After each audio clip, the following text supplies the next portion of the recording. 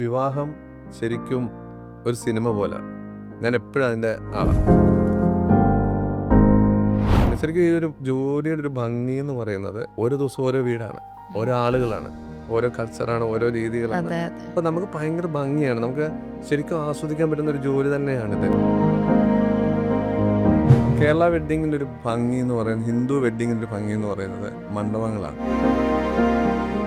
ഈ ഒരു പേര് ഭയങ്കര അട്രാക്റ്റീവാണ്, മയൂഖം. അപ്പം ആ ഒരു പേരിലേക്ക് വന്നത് എങ്ങനെയാണ്? മയൂഹം എന്ന് പറഞ്ഞാൽ ഒറ്റവാക്കി പറഞ്ഞ വേലായുസ്വാമി എന്ന് തന്നെ. അലോകയുടെ മേളിലൊരു മയിലിരിപ്പുണ്ട്, താഴേക്ക് പീരി വിടർത്തിയിരിക്കുന്ന മയിലുണ്ട്. ആ മയിലോളം ഭംഗിയുള്ള ഒന്നുമില്ല എന്നാണ് ഞാൻ കരുതുന്നത്. കാരണം ഈ ലോകത്ത് എല്ലാ ജീവികജാലങ്ങൾക്കും ഭംഗിയുണ്ട്, ശരിയാണ്. പക്ഷെ മയിൽ തരുന്ന ഭംഗി എന്ന് പറഞ്ഞാൽ അത് ആൺമയിലാണ്. ആൺമയിൽ ഭയങ്കര ഭംഗിയാണ്. ഇപ്പോഴത്തെ ട്രെൻഡിനൊപ്പം എന്നതിനേക്കാൾ ഉപരി ട്രെൻഡിന് മുൻപേ സഞ്ചരിക്കുന്ന ആൾക്കാരെന്ന് പറഞ്ഞാൽ ട്രെൻഡിനെക്കാട്ടും ഉപരി ഞാൻ എപ്പോഴും കസ്റ്റമറുടെ മനസ്സാണ് നോക്കുന്നത്. സാർ പറഞ്ഞൊരു പൂക്കടയിൽ നിന്ന് അല്ലെ ആ ഒരു ഏറ്റവും ഒരു ഇതിൽ നിന്നാണ് സാറിൻ്റെ ഒരു സ്റ്റാർട്ടിങ് എന്ന് പറഞ്ഞു. അവിടുന്ന് ഇവിടം വരെ ഇപ്പം നിൽക്കുന്ന മയൂഖ് എന്ന ബ്രാൻഡിൻ്റെ ഒരു ജേർണിയിൽ ഒരുപാട് വെല്ലുവിളികൾ നേരിടേണ്ടി വന്നിട്ടുണ്ടാകുമല്ലോ. ഈ മേഖല എന്ന് പറഞ്ഞാൽ ഒരുപാട് ആളുകൾ ഉള്ളൊരു ഫീൽഡാണ്. ഇവന്റ് മത്സരം ഉണ്ടെങ്കിൽ നമുക്ക് മുന്നോട്ട് പോകാൻ പറ്റും. ശരിക്കും നമുക്ക് ഒരു പ്രതിയോഗി ഉണ്ടെങ്കിൽ മുന്നോട്ട് പോകാൻ പറ്റുമെന്നൊരു കൺസെപ്റ്റ് ഭയങ്കരമായിട്ടുള്ളത്. അത്രയും നല്ല ഹിറ്റായി പോയിക്കൊണ്ടിരിക്കുന്ന ഒരു ടൈമിലാണ് കൊറോണ വന്നത് അല്ലേ? അപ്പം അത് എത്രത്തോളം ബാധിച്ചിട്ടുണ്ട്, അല്ലെങ്കിൽ അത് ഈ ഒരു മയൂഖത്തെ എത്രത്തോളം വെല്ലുവിളികളിൽ എത്തിച്ചിട്ടുണ്ട്? കൊറോണ എന്ന് പറയുന്നത് ഇവന്റ് മേഖലയെ മാത്രമല്ല, എല്ലാ മേഖലയും ഭയങ്കര. അതെ അതെ പലരും പറഞ്ഞു നിങ്ങൾ ചെറിയ കല്യാണം പോയി ചെയ്താൽ പിന്നെ നിങ്ങൾക്ക് വലിയ കല്യാണം കിട്ടില്ല എന്ന് പറഞ്ഞു മാറി പല ഇവന്റുകാരും. ഞാനൊരു ലോറി സ്റ്റേ ചെയ്തിട്ടുണ്ട്. ഒരു വീടിനോട് ഒരു വലിയ ലോറി, ഓപ്പൺ ലോറി തുറന്നിട്ടിട്ട് ആ ലോറി സ്റ്റേ ചെയ്ത്, സ്പേസ് ഇല്ല, 20 പേരേ ഉള്ളൂ കല്യാണത്തിന്. അപ്പോൾ നോർമലി എത്രയും പേര് വെച്ച് ചെയ്യുന്നത്, 25ാമത്തെ ആൾ കയറിയാൽ പോലീസ് പിടിച്ചോണ്ട് പോകുമായിരുന്നു. ഒരു ദിവസം പോലീസ് സ്റ്റേഷൻ ഫുൾ ടൈം ഇരുന്നു. എൻ്റെ ഏറ്റവും വലിയ പരസ്യം എന്ന് പറയുന്നത് എൻ്റെ വെഡ്ഡിങ്ങുകളാണ്. ഞാൻ ഒരിക്കലും വലിയ പരസ്യ ബോർഡുകൾ വെച്ച് വെഡ്ഡിങ് ചെയ്യുന്നതിനെക്കാട്ടും ഞാൻ വിചാരിക്കുന്നത് ഒരു കസ്റ്റമർ നമ്മളോട് വിളിച്ചിട്ട് മകളുടെ വിവാഹം കഴിയുമ്പം നന്നായി എന്ന് പറയും. ഞാൻ ആ കുടുംബത്തിലൊരു അംഗത്തെ പോലെ നിന്ന് വെഡ്ഡിങ് ഇന്നും ഈ 10 വർഷം തുടക്കം മുതൽ ഇന്ന് ഈ നിമിഷം വരെ ആ കുടുംബത്തിൻ്റെ ഒരു ഭാഗമാണ് ഞാൻ ഇപ്പോഴും. കേരള ട്രഡീഷണൽ ഹിന്ദു വെഡ്ഡിങ്സിൽ ഒരു കാര്യസ്ഥനുണ്ട്, മയൂഖം ബ്രാൻഡും അതിൻ്റെ അമരക്കാരനായ വിജിത് സാറും. സർ, എങ്ങനെയാണ് മയൂഖം എന്ന ബ്രാൻഡിലേക്ക് എത്തിച്ചേർന്നത്? മയൂഖം ഒരു ഹിന്ദു വെഡ്ഡിങ് ബ്രാൻഡാണ്. ഹിന്ദു വെഡ്ഡിങ് എന്ന് പറയുന്നത് ഒരു ട്രഡീഷണൽ കേരള വെഡ്ഡിങ് സ്റ്റൈലിൽ ഞാൻ ഉണ്ടാക്കിയെടുത്ത ഒരു വെഡ്ഡിങ് കമ്പനിയാണ് മയൂഖം. കേരളത്തിലെ ഒരുമാതിരിപ്പെട്ട എല്ലാ ഹിന്ദു വെഡ്ഡിങ് കൺസെപ്റ്റുകൾക്കും ഒരു മാറ്റമുള്ള ഒരു വെഡ്ഡിങ് പ്ലാനറാണ് ഈ മയൂഖം. കാരണം എന്താണെന്ന് വെച്ചാൽ, ഒരു ഡെക്കർ എന്ന് പറയുന്നത് എല്ലാവർക്കും ചെയ്യാം, പക്ഷെ ഡെക്കറിനകത്ത് ഒരു വെഡ്ഡിങ്ങിൻ്റെ ചടങ്ങുകൾക്ക് എങ്ങനെ പ്രാധാന്യം നൽകാം എന്നൊരു സങ്കല്പമാണ് മയൂഖം എന്ന ബ്രാൻഡ് കൊണ്ട് ഞാൻ ഉദ്ദേശിക്കുന്നത്. ഒരുപാട് പുതുമകൾ നിങ്ങളുടെ ആ ഒരു ഓരോ വർക്കിലും ഒരുപാട് പുതുമകൾ കാണാൻ സാധിക്കുന്നുണ്ട്. ഇപ്പോഴത്തെ ട്രെൻഡിനൊപ്പം എന്നതിനേക്കാൾ ഉപരി ട്രെൻഡിന് മുൻപേ സഞ്ചരിക്കുന്ന ആൾക്കാരെന്ന് പറഞ്ഞാൽ അത് ശരിയാണോ? എന്താണ് സാറിൻ്റെ ഒരു? ട്രെൻഡിനെക്കാട്ടും ഉപരി ഞാൻ എപ്പോഴും കസ്റ്റമറുടെ മനസ്സാണ് നോക്കുന്നത്. ഓക്കെ. അപ്പോൾ എല്ലാവരും പുതുമ തേടുക. അപ്പം ഒരാൾക്ക് നൽകിയത് മറ്റൊരാൾക്ക് നൽകരുത് എന്നൊരു സങ്കല്പമുള്ള ഒരു ഇതിലാണ് നമ്മൾ ജീവിക്കുന്നത്. അപ്പം എന്ത് പുതിയത് എന്നുള്ളൊരു സങ്കല്പമായിട്ടാണ് എല്ലാവരും ഓരോരുത്തരും നമ്മളെ സമീപിക്കുന്നത്. അപ്പോൾ അതിനകത്ത് എന്ത് വ്യത്യസ്തത കൊണ്ടുവരാം, എന്നാൽ ആ വ്യത്യസ്തത മയൂഖം എന്ന പേരിനോടൊപ്പം നിൽക്കണം. ആ മാറ്റം ഉണ്ടാകാൻ പാടില്ല. ആ ട്രഡീഷണൽ എപ്പോഴും കേരള വെഡ്ഡിങ്ങിൻ്റെ ഒരു ഭംഗി എന്ന് പറയുന്നത്, ഹിന്ദു വെഡ്ഡിങ്ങിൻ്റെ ഒരു ഭംഗി എന്ന് പറയുന്നത് മണ്ഡപങ്ങളാണ്. ആ മണ്ഡപങ്ങൾ അത്രയും ഭംഗിയാകാൻ അതിനകത്ത് കൊണ്ടുവരാൻ പറ്റുന്ന എലമെൻറ്റ്സ്, ആ എലമെൻറ്റ്സ് എന്ന് പറയുന്നത് ഒരുപാട് ആളുകൾ കെയർ ചെയ്യുന്ന സ്ഥലമായിരിക്കും, ചടങ്ങുകൾക്ക് ഒരു ഭംഗം ഉണ്ടാകാത്ത സ്ഥലങ്ങളായിരിക്കും. അതിനെ കൃത്യമായിട്ട് കൊണ്ടുവരാൻ പറ്റുന്ന രീതിയിൽ ക്രിയേറ്റ് ചെയ്യുക എന്നുള്ളതാണ്. അപ്പോൾ അതൊരു ട്രെൻഡായി മാറും. ആ ട്രെൻഡിൻ്റെ ഭാഗമാകാൻ നമുക്കും പറ്റും. ഓക്കെ. ഇതിപ്പോൾ എത്ര വർഷമായി സാർ ഈ ഒരു ഫീൽഡിൽ? ഇപ്പം 10 വർഷമായിട്ട്. 10 വർഷമായി മയൂഖം എന്നൊരു ബ്രാൻഡിലേക്ക് എത്തിയിട്ട് 10 വർഷമായി. മയൂഖമായിട്ട് 10 വർഷമായി. ശരിക്കും ഇവന്റ് സ്റ്റാർട്ട് ഒരു 3 മന്ത്സോളം വേറെ പേരിലായിരുന്നു. ഓക്കെ. അതിനുശേഷമാണ് മയൂഖം എന്ന് പറയുന്നത് സ്റ്റാർട്ടിങ്ങിലേക്ക്.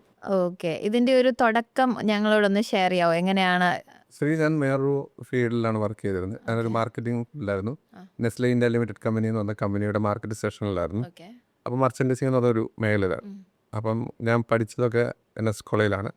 എൻ്റെ വിദ്യാഭ്യാസത്തിൻ്റെ ഭാഗമായിട്ട് വീട്ടിൽ ഫാമിലി ഇഷ്യൂസ് ഉള്ളതുകൊണ്ട് ഒരു ജോലി കണ്ടെത്തിയത് പൂക്കടയിൽ പൂ കെട്ടാൻ. അപ്പോൾ ഒരു മാർക്കറ്റ് ഫീൽഡിൽ പോയപ്പോൾ എനിക്ക് നോർമലി നമ്മൾ കുറേ വർഷങ്ങളോളം, ഒരു 3 വർഷത്തോളം ഞാൻ ജോലി ചെയ്തിരുന്ന പൂക്കടയിൽ നിന്ന് വാല കെട്ടിയൊക്കെയാണ്. അപ്പോൾ ആ ഒരു ഇഷ്ടം പൂവിനോടും ആ കാര്യങ്ങളോടും ഉണ്ടായിരുന്നു. പിന്നെ കോർഡിനേഷൻ എന്ന് പറയുന്നത് എനിക്ക് ഏറ്റവും ഇഷ്ടമുള്ളൊരു കാര്യമാണ്. അപ്പം അതങ്ങനെ കൃത്യമായിട്ട് ചെയ്യാൻ പറ്റുമെന്നുള്ള രീതിയിൽ ചെറിയ കുറച്ച് എൻഗേജ്മെൻറ്റുകളും ചെറിയ ബർത്ത്ഡേ ഫംഗ്ഷൻസും ഒക്കെ ആയിട്ട് ചെയ്ത് തുടങ്ങി. എന്ന് പറഞ്ഞൊരു ഇവൻ്റെ പേരിലായിരുന്നു. ഓ, അങ്ങനെയായിരുന്നു അതിന്റെ തുടക്കം. അങ്ങനെ ഒരു 6 മാസം ആയി D&D എന്നായിരുന്നു. ആയിരിക്കുമ്പോൾ എൻ്റെ ഒരു അധ്യാപകൻ എന്നെ വിളിക്കുന്നുണ്ട്. ആ സാറാണ് സാറിൻ്റെ മകളുടെ വിവാഹമാണ് എൻ്റെ ലൈഫിലേക്ക് ആ, ചേഞ്ചസ് കൊണ്ടുവന്നത്. കൊണ്ടുവന്നത്. അതുപോലെ തന്നെ സാർ അത്യാവശ്യം വരയ്ക്കുമെന്ന് ഞാൻ കേട്ടിട്ടുണ്ട്. അത് ഓരോ ഡെക്കറേഷനിലും സ്റ്റേജിന്റെ അറേഞ്ച്മെന്റിലൊക്കെ ആണല്ലോ ആ ഒരു ഹോബി പ്രയോജനപ്പെട്ടിട്ടുണ്ടോ? ഉറപ്പായിട്ടും വര വലിയൊരു നമുക്ക് ഏറ്റവും ഇഷ്ടമുള്ള കാരണം ഒത്തിരി വ്യത്യസ്തത കൊണ്ടുവരുന്നുണ്ട് മറ്റ് ഇവന്റ്സിനെക്കാളും. അതായത് നിങ്ങളുടേതായ ഒരു പുതുമ ഓരോ കല്യാണത്തിലും കാണാൻ സാധിക്കുന്നുണ്ട്. അതുകൊണ്ട് ഉറപ്പായിട്ടും അങ്ങനെ. എന്നുവെച്ചാൽ വരയ്ക്കുന്നതുകൊണ്ടുള്ള ഗുണം എന്താണെന്ന് വെച്ചാൽ നമുക്ക് കസ്റ്റമറിൻ്റെ അടുത്ത് ഇച്ചിരി കൂടെ നമുക്ക് എന്താണ് നമ്മൾ ചെയ്യാൻ പോകുന്നതെന്ന് നമുക്ക് കാണിച്ചു കൊടുക്കാൻ പറ്റും. ഇപ്പം ഇച്ചിരി കൂടെ മാറി. ഇപ്പോൾ AI ഒക്കെ കാലഘട്ടമൊക്കെ ആയതുകൊണ്ട് ഇച്ചിരി കൂടെ ക്രിയേറ്റീവ് മാറി. പണ്ടെന്ന് പറഞ്ഞാൽ നമ്മളൊരു പെൻസിൽ ഡ്രോ ചെയ്തിട്ട് ഇന്നാണ് സ്റ്റേജ്, ഇവിടെ എന്തൊക്കെയാണ് പ്ലാനുകൾ, എൻട്രൻസ് ഇങ്ങനെ ആയിരിക്കും, പാസേജ് ഇങ്ങനെ ആയിരിക്കും, വധുവിൻ്റെ എൻട്രി ഇങ്ങനെ ആയിരിക്കും, വരൻ്റെ എൻട്രി ഇങ്ങനെ ആയിരിക്കും, അതിന് എന്തൊക്കെ കാര്യങ്ങൾ നമുക്ക് അറേഞ്ച് ചെയ്യാം എന്നുള്ളതിനെക്കുറിച്ചൊരു ഡ്രോയിങ് കൊടുക്കാൻ പറ്റും. ആ ഡ്രോയിങ് കൊടുക്കുമ്പോൾ കിട്ടുന്ന ഒരു ഗുണം എന്താണെന്ന് വെച്ചാൽ നമുക്കതിനെ ഭയങ്കരമായിട്ട് വിഷ്വലൈസ് ചെയ്യാൻ പറ്റും. ആ വിഷ്വൽ ഒരു റിസൾട്ടായി മാറുമ്പോൾ അവർക്ക് കിട്ടുന്നൊരു നമ്മൾ വരയ്ക്കുന്നതിൻ്റെ ഒരു 10 മടങ്ങാണ് നമ്മളൊരു റിസൾട്ടിലേക്ക് എത്തുമ്പോഴത്തേക്ക് സാറ്റിസ്ഫാക്ഷൻ. ഭയങ്കര ഹാപ്പിയാകും. ആ വര എന്നെ ശരിക്കും അത് ഭയങ്കരമായിട്ട് ഹെൽപ്പ് ചെയ്യാറുണ്ട്. കാരണം എൻ്റെ ജീവിതത്തിൽ ഞാൻ 2 കാര്യങ്ങളാണ് ഏറ്റവും കൂടുതൽ ആസ്വദിക്കുന്നത്. ഒന്ന് എൻ്റെ ഇവൻറ്റും, ഒന്ന് എൻ്റെ വരയും. വരെയാണ്. ഓക്കെ. സാർ അപ്പം സാർ പറഞ്ഞൊരു പൂക്കടയിൽ നിന്ന് അല്ലെ ആ ഒരു ഏറ്റവും ഒരു ഇതിൽ നിന്നാണ് സാറിൻ്റെ ഒരു സ്റ്റാർട്ടിങ് എന്ന് പറഞ്ഞു. അവിടുന്ന് ഇവിടം വരെ ഇപ്പം നിൽക്കുന്ന മയൂഖ് എന്ന ബ്രാൻഡിൻ്റെ ഒരു ജേർണിയിൽ ഒരുപാട് വെല്ലുവിളികൾ നേരിടേണ്ടി വന്നിട്ടുണ്ടാകുമല്ലോ. അത് എന്തൊക്കെയായിരുന്നു എന്നൊന്ന് ഞങ്ങളോട് ഷെയർ ചെയ്യാമോ? ഒന്ന് നമ്മൾ എത്തിച്ചേർന്ന ഈ മേഖല എന്ന് പറഞ്ഞാൽ ഒരുപാട് ആളുകൾ ഉള്ളൊരു ഫീൽഡാണ് ഇവൻ്റ് എന്ന് പറയുന്നത്. അതെ, നല്ലൊരു കോമ്പറ്റീഷൻ ഉള്ള ഒരു ഫീൽഡാണ്. ശരിക്കും മത്സരം ഉണ്ടെങ്കിൽ നമുക്ക് മുന്നോട്ട് പോകാൻ പറ്റും. ശരിക്കും നമുക്ക് ഒരു പ്രതിയോഗി ഉണ്ടെങ്കിൽ മുന്നോട്ട് പോകാൻ പറ്റുമെന്നൊരു കൺസെപ്റ്റ് ഭയങ്കരമായിട്ടുള്ള ഒരാളാണ്. അപ്പം ഈ ഒരു സ്റ്റാർട്ടിങ് തൊട്ട് നമുക്കുണ്ടാകുന്ന ഏറ്റവും വലിയ വെല്ലുവിളി നമ്മളിതെങ്ങനെ ഇൻട്രൊഡ്യൂസ് ചെയ്യാൻ പറ്റും. നമ്മളൊരു ബ്രാൻഡുമായിട്ട് പുതിയതായിട്ട് ഇറങ്ങുകയാണ്. അപ്പം നമ്മൾ ചെയ്യുന്ന വർക്കുകളിലെ മാറ്റങ്ങൾ ശരിക്കും എൻ്റെ ഏറ്റവും വലിയ പരസ്യം എന്ന് പറയുന്നത് എൻ്റെ വെഡ്ഡിങ്ങുകളാണ്. ഞാൻ ഒരിക്കലും വലിയ പരസ്യ ബോർഡുകൾ വെച്ച് വെഡ്ഡിങ് ചെയ്യുന്നതിനെക്കാട്ടും ഞാൻ വിചാരിക്കുന്നത് ഒരു കസ്റ്റമർ നമ്മളോട് വിളിച്ചിട്ട് മകളുടെ വിവാഹം കഴിയുമ്പം നന്നായി എന്ന് പറയുന്നത്. ഞാൻ ആ കുടുംബത്തിലൊരു അംഗത്തെ പോലെ നിന്ന് വെഡ്ഡിങ് ഇന്നും ഈ 10 വർഷം തുടക്കം മുതൽ ഇന്ന് ഈ നിമിഷം വരെ ആ കുടുംബത്തിൻ്റെ ഒരു ഭാഗമാണ് ഞാൻ എപ്പോഴും. അതുകൊണ്ട് തന്നെ അതെ, അത് സാറിന്റെ ഗൂഗിൾ റിവ്യൂസ് കാണുമ്പോൾ നമുക്ക് മനസ്സിലാകും. ഓരോ കസ്റ്റമറും അതിടുന്ന അവരുടെ അത്രയും ഹേർട്ട് ടച്ചിങ് ആയിട്ട് അവര് ഓരോ റിവ്യൂസ്. അനിയത്തിമാരല്ല, എനിക്ക് അനിയനേ ഉള്ളൂ. ഓക്കെ. അനിയത്തിമാരല്ല. അപ്പം ഞാൻ നടത്തുന്ന എല്ലാ കുട്ടികളും എൻ്റെ അനിയത്തിമാരാണെന്നൊരു സങ്കല്പത്തിലാണ് ചെയ്യുന്നത്. ശരിക്കും ഞാൻ ആ വീടിൻ്റെ ഒരു ഭാഗമായിട്ട് മാറാറ്. അപ്പം എനിക്ക് ചിലപ്പോൾ ഭയങ്കര ഗുണം ചെയ്തിട്ടുണ്ട്. ശരിക്കും ഈ ഒരു ജോലിയുടെ ഒരു ഭംഗി എന്ന് പറയുന്നത് ഓരോ ദിവസം ഓരോ വീടാണ്, ഓരോ ആളുകളാണ്, ഓരോ കൾച്ചറാണ്, ഓരോ രീതികളാണ്. അതെ, അതെ. അപ്പം നമുക്ക് ഭയങ്കര ഭംഗിയാണ്. നമുക്ക് ശരിക്കും ആസ്വദിക്കാൻ പറ്റുന്ന ഒരു ജോലി തന്നെയാണിത്. എനിക്ക് എപ്പോഴും ഞാൻ ചിന്തിക്കുന്നൊരു കാര്യം, നമുക്ക് പുതിയ പുതിയ വീടുകൾ, പുതിയ പുതിയ ആളുകളെ, പുതിയ പുതിയ കൺസെപ്റ്റ്, നമ്മുടെ ഐഡിയാസ് എപ്പോഴും ഫ്രഷ് ആയിക്കൊണ്ടിരിക്കുക. അതെ. നമ്മൾ ആ സ്റ്റാർട്ട് ചെയ്ത അതേ ടെൻഷൻ ഇന്നത്തെ വെഡ്ഡിങ്ങിനും ഉണ്ട്. ഞാൻ എപ്പോഴും ചിന്തിക്കുന്ന കാര്യം അതാണ്. ഇത്ര 10 വർഷമായിട്ട് നമുക്ക് എന്തോ മാറ്റമൊന്നുമില്ല. 10 വർഷവും വെഡ്ഡിങ്ങിന് തലേദിവസവും ഞാൻ ഉറങ്ങാറില്ല. പക്ഷേ അതൊരു വലിയ പ്രശ്നമാണ്. കാരണം അന്നത്തെ ദിവസം കഴിയുമ്പം ആ അച്ഛൻ വിളിച്ചിട്ട് അടിപൊളിയായിരുന്നു എന്ന് പറയുന്ന നല്ല സന്തോഷമായെന്ന് പറയുമ്പോൾ കിട്ടുന്ന സാറ്റിസ്ഫാക്ഷൻ അല്ലേ? ഓക്കെ.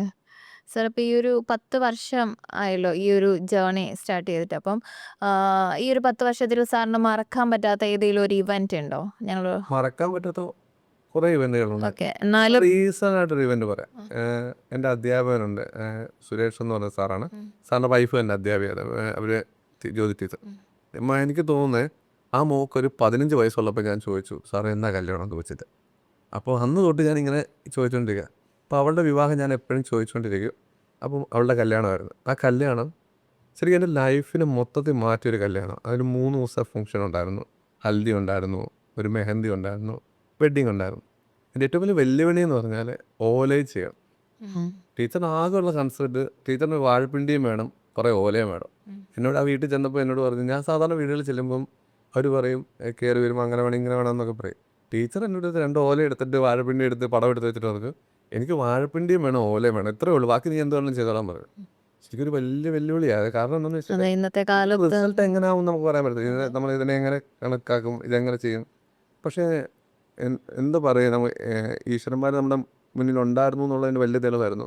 അവരുടെ ഹൽദി ആണെങ്കിലും അവരുടെ തലേദിവസ ഫംഗ്ഷൻ അത് ശരിക്കും ഒരു ട്രഡീഷണൽ ആയിരുന്നു. ഒരു തിരുവാതിരയും ഒരു അഷ്ടപതിയും ഒക്കെ ഒരു ചേർത്തിട്ട് നമ്മളെ ഒരു കാര്യത്തിൽ എപ്പോഴും ഞാൻ നമുക്ക് സക്സസ് ആകാൻ പറ്റുന്നത് എന്താണെന്ന് വെച്ചാൽ കഷ്ടപ്പെട്ട് നമുക്ക് തരുന്നൊരു ഫ്രീഡം ഉണ്ട്. അത് ടീച്ചറും സാറും എനിക്ക് തന്നു. ഏകദേശം എനിക്ക് തോന്നുന്നു 1800-2000 പേരുടെ വെഡ്ഡിങ് ആയിരുന്നു. ആ വെഡ്ഡിങ് വന്ന എല്ലാവരും അതിൻ്റെ ഭക്ഷണമാകട്ടെ, അത് സ്റ്റേജാകട്ടെ, അതിൻ്റെ ഫോട്ടോ, അതായത് ഒരു ഫോട്ടോഗ്രാഫർ പോലും ഫ്രണ്ട് നിൽക്കുക, എല്ലാം നമുക്ക് നല്ല രീതി. പെൺകുട്ടിയുടെ എൻട്രി, ഞാൻ സാധാരണ നമ്മൾ വലിയ എൻട്രി എന്ന് പറയുമ്പോൾ, ഗ്രാൻഡ് എൻട്രി എന്ന് പറയുമ്പം മേ ബി മോഹിനിയാട്ടം ഉണ്ടാകും, കഥകളി ഉണ്ടാകും, മറ്റേ ഇതൊന്നുമില്ല. ഒരു ട്രഡീഷണൽ കല്യാണത്തിൻ്റെ ഫീലിൽ തന്നെ ചെയ്യണം. അപ്പോൾ അതിനകത്ത് എന്ത് വ്യത്യസ്തത ഉണ്ടെന്നത്, ഞാൻ ആ കോളിൽ ഇരുന്ന ആളുകളുടെ കയ്യിലെല്ലാം കുറേ പൂ കൊണ്ട് കൊടുക്കും. അവർ ഈ കുട്ടി വന്നപ്പോൾ എല്ലാവരും പ്രാർത്ഥിച്ച് ഈ പൂവിട്ട് ആ ഒരു മൊമെൻറ്റ് എനിക്ക് എന്നോട് സാറ് പറഞ്ഞ ഓരോരുത്തർ പ്രാർത്ഥിച്ച്, ഓരോ അമ്മമാർ പ്രാർത്ഥിച്ചിട്ട് ഇങ്ങനെ കുഞ്ഞിന് നേരെ എറിഞ്ഞപ്പം ആ കിട്ടുന്ന സന്തോഷം നമുക്ക് വേറെ ഒന്നിനും കിട്ടിയിട്ടില്ല. എനിക്ക് ഇപ്പോൾ ഓർത്തിരിക്കുന്ന ഏറ്റവും വലിയ മെമ്മറബിൾ ആയിട്ടുള്ളൊരു വെഡിങ്. പിന്നെ ഒരു കാര്യമുണ്ട്, NSSൻ്റെ ഹോളിലാണ് എനിക്ക് കല്യാണം നടന്നത്. കഴിഞ്ഞ ഡിസംബറിൽ എനിക്കൊരു കല്യാണം 29 എൻ്റെ ലൈഫിൽ ഏറ്റവും വലിയ വെഡ്ഡിങ് ആയിരുന്നു. കുറേച്ചാലുള്ള ഒരു വെഡ്ഡിങ് ആണ്, നന്ദിനി എന്ന് പറഞ്ഞൊരു വെഡ്ഡിങ്. ഞാൻ കണ്ടതിൽ ഏറ്റവും എന്താ പറയുക, ഏറ്റവും നല്ല 2 മനുഷ്യർ, ആ അച്ഛനും അമ്മയും. വളരെ പലരും വേണ്ട എന്ന് പറഞ്ഞ് എന്നെ അവരുടെ എൻഗേജ്മെൻറ്റോടുകൂടി അവരുടെ ഫാമിലിയായി. ഇന്ന് ഇനി എത്ര വെഡ്ഡിങ്ങുകൾ വന്നാലും എൻ്റെ ഏറ്റവും വലിയ ബിഗ്ഗസ്റ്റ് വെഡ്ഡിങ് അതായിരിക്കും. കാരണം ആ വെഡ്ഡിങ് ഒരു 5-6 ദിവസത്തെ ഫങ്ഷൻ, എവിടെ നിന്നൊക്കെയോ വന്ന പുറത്തുനിന്ന് വന്ന ഫോറിനേഴ്സ്, അങ്ങനെ കുറേ ക്രൗഡിനെ വൃത്തിയായിട്ട് എനിക്ക് ഹാൻഡിൽ ചെയ്യാൻ പറ്റി. അതിൻ്റെ ഫുഡാണേലും അതിൻ്റെ സർവീസസ് ആണേലും പോസ്റ്റിംഗ് ആണെങ്കിലും ആ ഹോളിനെ നമുക്ക് ഭയങ്കര ചേഞ്ചസ് ആക്കാൻ പറ്റി. അപ്പോൾ ആ വെഡ്ഡിങ് മറക്കാൻ പറ്റത്തില്ല. എങ്കിലും നമ്മൾ പറയുമല്ലോ, നമുക്ക് ഏറ്റവും ആദ്യത്തെ കുട്ടിയാണ് എന്ന് പറയുന്നവരെ ഫസ്റ്റ് വെഡ്ഡിങ്. അതിനപ്പുറത്തേക്ക് എനിക്ക് കേൾക്കില്ല. എൻ്റെ സാറിന് രവി സാർ എന്ന് പറഞ്ഞ രവികുമാർ എന്ന് പറയുന്ന സാറ് കാണിച്ച ഒരു വലിയ അബദ്ധമാണ് ഞാൻ പറയും. എന്തിനാണ് എന്നെ രേപിച്ചതെന്ന് എനിക്കിപ്പോഴും അറിയത്തില്ല. അന്ന് പറഞ്ഞ സാർ എപ്പോഴും എന്നോട് പറയും, ഞാൻ അന്നൊന്നുമല്ല ഒരു വെഡ്ഡിങ് പോലെ ചെയ്ത് കാണുന്നത്. 3000 പേരുടെ വെഡ്ഡിങ് എന്ത് വിശ്വാസത്തിലാണ് എന്നെ ഏൽപ്പിച്ചത് എനിക്ക് ഇപ്പോഴും അറിയില്ല. പക്ഷെ ആ വെഡ്ഡിങ് ആണ് ഇന്ന് മയൂഖം എന്ന് പറഞ്ഞ് ഇങ്ങനെ ഇരിക്കാൻ എന്നെ കാരണമായി. മയൂഖം കൈവയ്ക്കുന്ന ഓരോ വെഡ്ഡിങ്ങും ഓരോ സ്റ്റോറിയാണ്, ഒരു മെമ്മറബിൾ ആയിട്ടുള്ളൊരു മൊമെൻ്റ് ആണ് അല്ലേ? അത് പങ്കെടുക്കുന്നവരുടെ ആയിക്കോട്ടെ, നടത്തുന്നവരുടെ ആയിക്കോട്ടെ. സാറിനെ കേട്ടിട്ട് അത്രയും ഞങ്ങൾ കണ്ടിട്ടും ഞങ്ങൾക്കും തോന്നിയൊരു കാര്യം അത് തന്നെയാണ് സർ. അപ്പം എനിക്ക് ചോദിക്കാനുള്ളത്, ഇതുകൊണ്ടാണ് സാറിൻ്റെ ഇത്രയുള്ളൊരു ഡെഡിക്കേഷനും അല്ലെങ്കിൽ നിങ്ങളുടെ ഒരു ബ്രാൻഡിൻ്റെ ആ ഒരു ക്വാളിറ്റിയും കൊണ്ടാണോ കാര്യസ്ഥൻ എന്നൊരു പേര് ഈ ഒരു ട്രഡീഷണൽ ഹിന്ദു വെഡ്ഡിങ്സിൽ സാറിന് വന്നു ചേർന്നിരിക്കുന്നത്? വീടുകളിൽ എല്ലാ കാര്യങ്ങളും ചെയ്തിരുന്ന കാര്യസ്ഥന്മാരായിരുന്നു. അപ്പോൾ ആ കാര്യസ്ഥൻ ചെയ്യുന്ന അതേ ജോലിയാണ് നമ്മളിപ്പോൾ ചെയ്യുന്നത്. സ്റ്റേജ് ആകട്ടെ, സദ്യ ആകട്ടെ, അവർക്ക് പോകാനുള്ള വാഹനങ്ങളാകട്ടെ, പെൺകുട്ടിയുടെ തല വയ്ക്കുന്ന പൂവാകട്ടെ, അവരെ എൻട്രി ചെയ്യാനുള്ള കാര്യങ്ങളാകട്ടെ, എല്ലാ കാര്യങ്ങളും ഒരു കാര്യസ്ഥനാണ് ചെയ്യുന്നത്. ശരിക്കും ആ ഒരു ടൈറ്റിൽ എൻ്റെ ലൈഫിൽ ഭയങ്കര കാര്യമാണ്. പലരും വിളിക്കാറുണ്ട് കാര്യസ്ഥ. എപ്പോഴും ആ വിളിക്കുമ്പോൾ നമുക്ക് സന്തോഷമാണ്. കാരണം നമ്മളെ എല്ലാവരും മനസ്സിലാക്കുന്നുണ്ട്. എഫേർട്ടിനുള്ളൊരു റിസൾട്ടാണ് ആ കാര്യസ്ഥൻ. അതുകൊണ്ട് ആ പേര് കാര്യസ്ഥനായി, നിങ്ങളുടെ വിവാഹ വേദികളിൽ കാര്യസ്ഥനായി മയൂ, ആ ടൈറ്റിൽ എനിക്ക് ഭയങ്കര സന്തോഷമുള്ളത്. ഭയങ്കര സന്തോഷമാണ്. Okay sir. അതുപോലെ തന്നെ ഇത്രയും നല്ല ഹിറ്റായി പോയിക്കൊണ്ടിരിക്കുന്ന ഒരു ടൈമിലാണ് കൊറോണ വന്നത് അല്ലേ? അപ്പം അത് എത്രത്തോളം ബാധിച്ചിട്ടുണ്ട്, അല്ലെങ്കിൽ അത് ഈ ഒരു മയൂഖത്തെ എത്രത്തോളം വെല്ലുവിളികളിൽ എത്തിച്ചിട്ടുണ്ട്? അതിനെ എങ്ങനെ നിങ്ങൾ ഓവർകം ചെയ്ത് വന്നത്? ശരിക്കും കൊറോണ എന്ന് പറയുന്നത് ഇവന്റ് മേഖലയെ മാത്രമല്ല, എല്ലാ മേഖലയും ഭയങ്കര ബാധിച്ചായിരുന്നു. പക്ഷെ ഞാൻ പറയുന്നു, അവിടെയും ഈശ്വരൻ എന്നെ ഭയങ്കരമായിട്ട് ഹെൽപ്പ് ചെയ്തൊരു സമയമാണ്. കാരണം വലിയ കല്യാണങ്ങൾ ചെയ്ത ഞാൻ ചെറിയ പോർച്ചുഗലിലേക്കിട്ടൊക്കെ കല്യാണം മാറി, ലിമിറ്റഡ് കല്യാണങ്ങൾ. പക്ഷെ ഞാൻ ആ കൊറോണ സമയത്ത് ഏറ്റവും കൂടുതൽ വെഡിങ് ചെയ്തൊരു ഇവന്റ് മാനേജർ കമ്പനി ഞാനായിരിക്കും എന്നാണ് എനിക്ക് തോന്നുന്നത്. പയ്യൻ വരാത്ത വിവാഹം വരെ ചെയ്തു. പെൺകുട്ടിയെ പയ്യൻ്റെ പെങ്ങൾ കല്യാണം കഴിച്ച കല്യാണങ്ങൾ വരെ ചെയ്യാനുണ്ട്. അപ്പം എനിക്ക് സത്യം പറഞ്ഞാൽ ഞാൻ ചെറിയ മുറിയിലാണേലും ചെറിയ പോർച്ചിലാണേലും അതിനൊരു വലിയ കാര്യമാണ്. പലരും പറഞ്ഞു, നിങ്ങൾ ചെറിയ കല്യാണം പോയി ചെയ്താൽ പിന്നെ നിങ്ങൾക്ക് വലിയ കല്യാണം കിട്ടില്ല എന്ന് പറഞ്ഞു മാറി പല ഇവൻറ്റുകാരും നിന്നുപോയി, പല ഇവൻറ്റുകളും നടക്കുക. അപ്പം അന്നും നമ്മൾ ചിന്തിച്ചൊരു കാര്യമുണ്ട്, നമ്മുടെ തുടക്കം ചെറുതിൽ നിന്നല്ലേ, അപ്പം നമ്മൾ ആ ചെറുതിലോട്ട് തിരിച്ചു പോയാലും നമുക്ക് വീണ്ടും വലുത് തിരിച്ചു വരാമെന്നുള്ള കൺസെപ്റ്റ്. ഞാൻ ഒരിക്കലും കൊറോണ എൻ്റെ ഏറ്റവും സക്സസ്ഫുൾ അതാണ്. ഞാൻ നോർമലി എനിക്ക് മനസ്സിലായി നമുക്കതും ചെയ്യാം. ഞാനൊരു ലോറി സ്റ്റേ ചെയ്തിട്ടുണ്ട്. ഒരു വീടിനോട് ഒരു വലിയ ലോറി, ഓപ്പൺ ലോറി തുറന്നിട്ടുണ്ട്. ആ ലോറിയെ സ്റ്റേ ചെയ്തിട്ട് ആ സ്പേസ് ഇല്ല, 20 പേരേ ഉള്ളൂ കല്യാണത്തിൽ. അപ്പോൾ നോർമലി എത്ര പേര് വെച്ച് ചെയ്തത്, 25ാമത്തെ ആൾ കയറിയാൽ പോലീസ് പിടിച്ചുകൊണ്ട് പോകുമായിരുന്നു. ഒരു ദിവസം പോലീസ് സ്റ്റേഷനിൽ ഫുൾ ടൈം ഇരുന്നു. ഒരു വീട്ടിൽ 30 പേരുണ്ടായിരുന്നു. അവിടുന്ന് കൊണ്ടുപോകാൻ, അച്ഛനെ കൊണ്ടുപോകാൻ പറ്റത്തില്ല, ഞാൻ കൂടെ പോയി പോലീസിനോട്. അപ്പോൾ അങ്ങനെ കൊറോണ നമുക്ക് ഒരു വലിയ. പക്ഷേ കൊറോണ പക്ഷേ ഞാൻ നോക്കുന്ന മറ്റുള്ള ഇവൻറ്റുകാരെ വെച്ച് എനിക്ക് നല്ല സമയമായിരുന്നു എന്ന് ഞാൻ പറയും. ഓക്കെ. നന്നായിട്ട് ചെയ്യാൻ പറ്റും. അപ്പോൾ ഇത്രയും വെല്ലുവിളികളായിട്ടുള്ള ഈ ഒരു 10 വർഷത്തിൽ എത്രത്തോളം കല്യാണങ്ങൾ സാറിന് ചെയ്യാൻ പറ്റിയിട്ടുണ്ട് ഏകദേശം? ഏകദേശം 1000-ലധികം കല്യാണം ചെയ്യും. 1000-ലധികം കല്യാണങ്ങൾ. ഓക്കെ. അപ്പം ഇതിൽ സാറിന് എന്തൊക്കെയാണ് നിങ്ങളുടെ ഒരു ഈവൻറ്റ് മാനേജ്മെൻറ്റ് എന്ന് പറയുമ്പം അതിൽ എന്തൊക്കെ കാര്യങ്ങളാണ് ഇൻക്ലൂഡഡ് ആയിട്ടുള്ളത്? ആദ്യമായിട്ട് പറഞ്ഞാൽ നമ്മൾ ഒരു ഹോളിനകത്ത് ഡെക്കറാണ് നമ്മൾ മെയിനായിട്ട് ഫോക്കസ് ചെയ്യുന്നത്. സ്റ്റേജ് ഡെക്കറേഷൻ, അവിടുത്തെ എൻട്രൻസ്, അവിടുത്തെ അറേഞ്ച്മെൻറ്റ്സ്, പിന്നെ സദ്യ, പിന്നെ ഫോട്ടോഗ്രാഫി, മേക്കപ്പ്, വീട്ടിലെ പന്തല്, വീട്ടിലെ ലൈറ്റിങ്, പെൺകുട്ടിക്കുള്ള പൂവ്, പെൺകുട്ടിക്ക് പോകാനുള്ള വണ്ടി, വിവാഹത്തിൻ്റെ പെൺകുട്ടിയെ മാത്രം തന്നാൽ മതി, ബാക്കിയെല്ലാം ഞങ്ങൾ കൊടുക്കും. ഓക്കെ. വെയിറ്റേഴ്സഡ് ഐറ്റംസും ഈ ഇവൻറ്റ് മയൂഖത്തിൽ പ്രൊവൈഡ് ചെയ്യുന്നുണ്ട് അല്ലേ? ഓക്കെ. അപ്പം അതുപോലെ തന്നെ വേറൊരു കാര്യം സർ, ഈ ഒരു ഇവൻറ്റ് മാനേജ്മെൻ്റ് എന്ന് പറയുന്ന ഈ ഒരു ഫീൽഡിലേക്കുള്ള ഇന്നത്തെ ഒരു ഓപ്പർച്യൂണിറ്റി എത്രത്തോളം ഉണ്ട് നമ്മുടെ ഈ ഒരു പുതിയ തലമുറയ്ക്ക് പറഞ്ഞു കൊടുക്കാനാണെങ്കിൽ? ശരിക്കും ഞാൻ ഈ ഫീൽഡിലോട്ട് ഒരുപാട് പേര് വരുന്നുണ്ട്. ഓക്കെ. പെട്ടെന്നാണ് എളുപ്പമാണെന്നൊക്കെ കൺസെപ്റ്റ് ചെയ്തത്. ഞാൻ ഒരിക്കൽ വരുന്നവരോടെല്ലാം പറയുന്നത് നമ്മൾ ആ ജോലി ഭയങ്കരമായിട്ട് ഇഷ്ടപ്പെട്ടവരോട് വരാറുണ്ട്. കാരണം ഓരോ ഫാമിലിയുടെ ഏറ്റവും വലിയ സ്വപ്നമാണ് വിവാഹം. അപ്പോൾ അവരതിനു വേണ്ടി കരുതി വെച്ചിരിക്കുന്ന ആഗ്രഹങ്ങളും സ്വപ്നങ്ങളുമായിട്ടായിരിക്കും നമ്മുടെ അടുത്തേക്ക് വരുന്നത്. ചിലപ്പോൾ ഞാൻ എപ്പോഴും പറയുന്നത് നമ്മുടെ ഒരു ലാഭത്തിന് വേണ്ടി ഇവൻറ്റ് ചെയ്യാൻ പോയാൽ ആ ഇവൻ്റ് ഒരിക്കലും സക്സസ് ആകത്തില്ല. നമുക്ക് അവർക്ക് വേണ്ടി നമ്മൾ ഇവൻറ്റ് ചെയ്യണം. ഞാൻ എൻ്റെ ചിന്തയിൽ എപ്പോഴും തോന്നുന്ന കാര്യം, നമ്മൾ അവർക്ക് വേണ്ടി ഇവൻറ്റ് ചെയ്യുമ്പോഴാണ് ഇവൻറ്റ് സക്സസ് ആകുന്നത്. അപ്പോൾ ആ ഇവൻറ്റ് സക്സസ് ആകുമ്പം പുതിയ കുട്ടികൾ വരുമ്പോൾ ഞാൻ അവരോട് പറയുന്നത്, നിങ്ങൾ അതിനോട് ഇഷ്ടം തോന്നി വരണം. ശരിക്കും ആ ജോലിയോട്, ആ ഇവൻറ്റിനോട് ശരിക്കും ഉറക്കമില്ലാത്ത രാത്രികളാണ്. ഞാൻ എപ്പോഴും പറയുന്ന പുതിയ കുട്ടികൾ എല്ലാവരും പോയി നമ്മൾ വർക്ക് എടുക്കും, ആരെയും ഏൽപ്പിക്കും, അവർ പോയി കിടന്ന് ഉറങ്ങിയാൽ ആ വർക്ക് നടക്കത്തില്ല. പക്ഷെ ആ വർക്ക് നടക്കണമെങ്കിൽ നമ്മൾ ആ വർക്കിനോട് ഇഷ്ടപ്പെടണം, ആ വർക്കിൻ്റെ സാഹചര്യത്തിനനുസരിച്ച് പോകണം. എപ്പോഴും പറയുന്നു, ഒരു കുടുംബത്തിൻ്റെ ഏറ്റവും വലിയ സ്വപ്നമാണ് വിവാഹം. ആ വിവാഹം അവരുടെ ഡ്രീമാണ്. ആ ഡ്രീം സാധിച്ചു കൊടുക്കുക എന്നുള്ളതാണ് നമ്മുടെ ലക്ഷ്യം. അതിനുവേണ്ടി നമ്മളെ വിളിക്കുന്നത്. അപ്പം അതിനോട് ഇഷ്ടപ്പെട്ട് വരണമെന്ന് ഞാൻ പറയത്തുള്ളൂ. വരുന്ന ഇഷ്ടം പോലെ കുട്ടികളുണ്ട്, ഇഷ്ടം പോലെ ഇവൻറ്റുകളുണ്ട്. ഞാൻ ഇവൻറ്റ് തുടങ്ങുന്ന സമയത്ത് എനിക്ക് തോന്നുന്നു 3 ഇവൻറ്റ് 4 ഇവൻറ്റ് കണ്ട് എൻ്റെ നാട്ടിലുള്ളായിരുന്നു. ഈ നാട്ടിൽ 27 ഇവൻ്റ് ഉണ്ട്. ഏറ്റവും അതിൽ കൂടുതലുണ്ട് 27. നല്ലൊരു കോമ്പറ്റീഷൻ ഫീൽഡ്. അപ്പോൾ സർ, ഇത്രയും കോമ്പറ്റീഷൻ ഉള്ളൊരു ഫീൽഡ് ആകുമ്പോൾ തന്നെ ഒരു ഇവൻറ്റ് മാനേജ്മെൻറ്റ് ചൂസ് ചെയ്യുമ്പോൾ, അല്ലെങ്കിൽ ഒരു വെഡ്ഡിങ്ങിന് വേണ്ടി, ഒരു ഇവൻറ്റിന് വേണ്ടി ഒരു വീട്ടുകാർ ഒരുങ്ങുമ്പോൾ അവരെന്തൊക്കെ കാര്യങ്ങളാണ് ശ്രദ്ധിക്കേണ്ടതെന്ന് ഒന്ന് ഷെയർ ചെയ്യാമോ? മെയിനായിട്ട് നമ്മൾ എടുക്കുന്ന വെന്യൂ, അതൊരു വലിയ തിങ്ങാണ്. നമ്മൾ എടുക്കുന്ന വെന്യൂ, നമ്മുടെ ക്രൗഡ് എത്ര ആണോ ആ ക്രൗഡിന് കൊള്ളാവുന്ന വെന്യൂ ആണോ എന്ന് ആദ്യം തിരക്കണം. നമ്മളുടെ വീട്ടിൽ നിന്നും ആ വെന്യൂവിലേക്ക് എത്താനുള്ള സമയം നോക്കണം. വരൻ്റെ വീട്ടുകാർക്കും ആ വെന്യൂവിലേക്ക് എത്താനുള്ള സമയം നോക്കണം.